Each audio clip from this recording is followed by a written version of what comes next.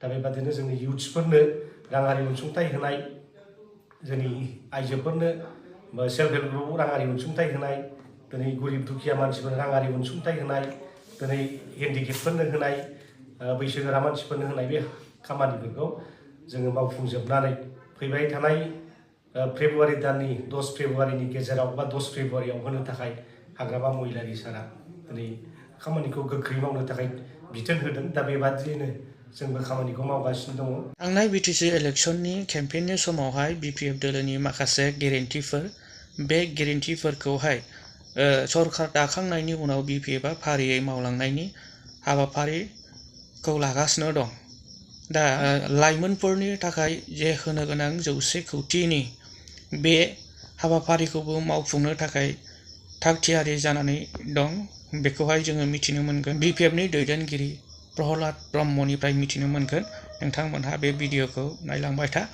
मा थाखोनि मानसिफ्रा मोनगोन, सोर बायदिया मोनगोन, आरो बेखौ मोननोब्ला माबायदि क्राइटेरिया थानांगौ, बिनि सोमोन्दै नोंथांमोनहा मिथिनो मोनगोन। बेनिखायनो नोंथांमोनहा भिडिअखौ नायलांबाय थानो हागोन। गिबियावनो फुंबिलिनि बयनिसिमबो गाहाम हामलायनाय जासिहरबाय।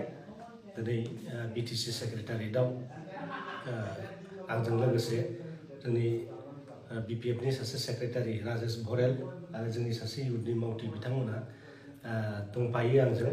दा रायजो राजाफोरनो आरो जोंनि इउथ्सफोरनो मोनसे गोजोन खौरां जों दैथायहरनो सानदों जे बिपिएफ सरकारा थांनाय बिसायख'थियाव जेफोर हाबाफारिफोरखौ गेरेन्टि हिसाबै फोसावबोदोंमोन, दा बेखौ जों मोनफा मोनफा फारियै मावफुंलांनो थाखाय आवगायगासिनो दङ। गिबियाव जोंहा मोनफ्रोमबो समस्थियाव 833टा सेल्फ हेल्प ग्रुप आइजोफोरनि थाखाय राङारि अनसुंथाइ होनाय बे हाबाफारिया दिनै सोलिगासिनो दङ। लोगोसे जोंनि गरिब दुखिया मानसिफोरनो 10,000 IBS होनाय बे खामानियाबो दिनै तीव्र गति बा गोख्रैयै खारगासिनो दङ। लोगोसे जोंनि सेनियर सिटिजेन आरो हेन्डिकेप बिथांमोननोबो राङारि अनसुंथाइ होनायनि खामानिया सोलिगासिनो दङ। अफिसियेल प्रसेसा सोलिगासिनो दङ। बेजों लोगोसे गेदेरथार मोनसे खौरां, बेनो जाहैबाय जोंनि इउथ्सफोरनि थाखाय जोङो जेखौ डिक्लेयार होबोबाय थादोंमोन, मिथिं दावथिं बुंबोबाय थादोंमोन। दा 100 कौटि थाखा जोङो इउथ्सफोरनि थाखाय बाहायगोन। जाय इउथ्सफ्रा स्किल डेभेलपमेन्टनि सार्टिफिकेट दं, जायफ्रा माने बेफार बानिज्य खालामदों, बिथांमोननि बेफार बानिज्यखौ जौगाहोनायनि थाखाय जे राङारि अनसुंथाइ होनाय बे खामानियाबो सोलिगासिनो दङ। दा बे खामानिखौ जों मावगासिनो दङ। दा जोङो माखासे खामानिखौ दिनै अलरेडि माखासे जिल्लाफ्राव मिथिं दावथिं खालामनानै फोरमायनाय जाबाय। दा बेबादिनो जोंनि इउथ्सफोरनो राङारि अनसुंथाइ होनाय, जोंनि आइजोफोरनो सेल्फ हेल्प ग्रुप राङारि अनसुंथाइ होनाय, दिनै गरिब दुखिया मानसिफोरनो राङारि अनसुंथाइ होनाय, दिनै हेन्डिकेपफोरनो होनाय, बैसोगोरा मानसिफोरनो होनाय बे खामानिफोरखौ जोङो मावफुंजोबनानै फैबाय थानाय फेब्रुवारि दाननि 10 फेब्रुवारिनि गेजेराव बा 10 फेब्रुवारियाव होनो थाखाय हाग्रामा महिलारि सारा दिनै खामानिखौ गोख्रै मावनो थाखाय बिथोन होदों। दा बेबादियैनो जोंबो खामानिखौ मावगासिनो दङ।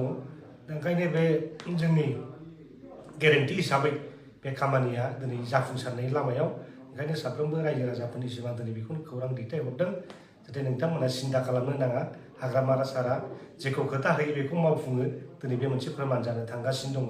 जोङो गुबुन राजनितिक दोलोनि बादि जोङो रायजोफोरखौ जागोन मावगोन जों बेबादि जों कमिटमेन्ट होआ। जेखौ कमिटमेन्ट होगोन जों बेखौ मावगोन।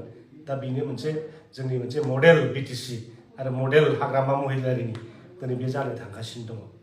दा बेनि अनगायैबो लामा सामा दालां बानायनाय मानाय बे हाबाफारिफ्रा सोलिगासिनो दङ। जोङो राङारि जेनाखि SOPDनिफ्राय फैसा फैनांगौमोन आसाम गभर्नमेन्टनिफ्राय, दा बेवहाय जों 250 कौटि थाखाल' मोन्दों। प्रमद बर'आ माखासे रांफोरखौ दिनै बाहायलांजोबनायनि थाखाय बे 4 मासाव जोङो डेभेलपमेन्टखौ जों स्पिड आप खालामनो हायाखै। आफ्टार दिनैहाय MLA इलेक्सन बा जोंनि गोदान बाजेट जिहेतु जागोन 26-27नि थाखाय, दा बेवहाय जोङो तीव्र गति एखेबारे जोङो मावनानै जोङो बिटिसिनि जेसेबांनाखि लामा दालांनि समस्या बा माबा समस्याफोर बेखौ जों थिग खालामनो थाखाय जोंनि आखायाव लाबाय।